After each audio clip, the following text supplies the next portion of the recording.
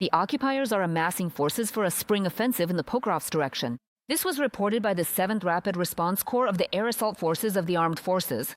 They say the enemy has focused its greatest efforts on advancing toward Vyshne. That's to the northwest of Pokrovsk. Fighting is ongoing in the eastern part of the settlement. The enemy also wants to fully capture Pokrovsk and Myrnahan. Well, honestly, it's not surprising, but our guys are holding their ground. Serhiy Okishev is the spokesperson for the 7th Rapid Response Corps of the Air Assault Forces. Serhiy, hello. Hello. Thank you for standing on the front lines, first of all. So I'll direct my question to you. But tell me specifically about Vyshne, where there was some very heavy fighting.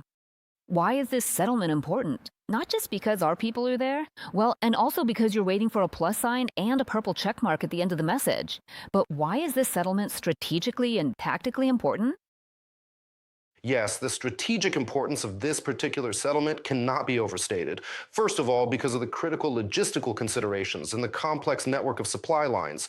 The main and auxiliary supply routes used by the Ukrainian Defense Forces, especially the dedicated fighters serving within the 7th Rapid Response Corps, pass directly through it.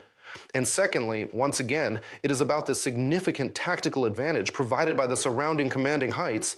From that elevated vantage point, you can clearly observe all the main sections of the front in this specific direction. That is exactly why the enemy forces are now relentlessly attempting to exert intense pressure on us, trying their best to advance further into the territory. They're carrying out these operations simultaneously from both sides, advancing from the southern direction as well as from the north. You're absolutely right in saying that the most intense combat operations are now taking place on the eastern outskirts of this settlement. Search and strike groups from Ukraine's defense forces are constantly operating on the ground there. Aerial reconnaissance and strike drones are also actively at work, among other things. Let's also take a look at Pokrovsk itself. On which lines of the city are our defenders currently holding the defense, and how are they managing it? The defense forces, the observation and firing positions of Ukraine's defense forces are currently located in the north of the Pokrovsk-Myrnograd agglomeration and on its outskirts.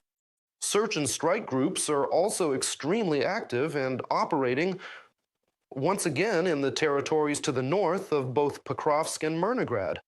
How are the Russians acting inside Pokrovsk itself? Can you observe any changes in their behavior, their tactics, or their actions? Or is everything stable, standard, and chronic? Yes, they are using the same tactics as before. This means moving forward in small, coordinated tactical infantry groups. It is extremely rare to see them actually use lightweight tactical vehicles, as well as things like buggies, motorcycles, and so on. To put it in a slightly different way, all these various means allow for very quick maneuvering and are remarkably simple to conceal from view, and so on. Because if they try to move out in the open using armored vehicles or trucks, our aerial reconnaissance teams will spot them very quickly and track their movements almost immediately.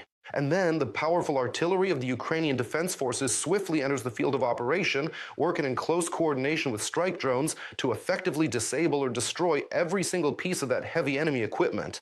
Mr. Serhiy, thank you, and thanks to those who are with you.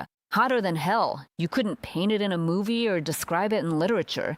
Thank you for holding the line. Serhiy Okishev, spokesperson for the 7th Rapid Response Corps of the Air Assault Forces.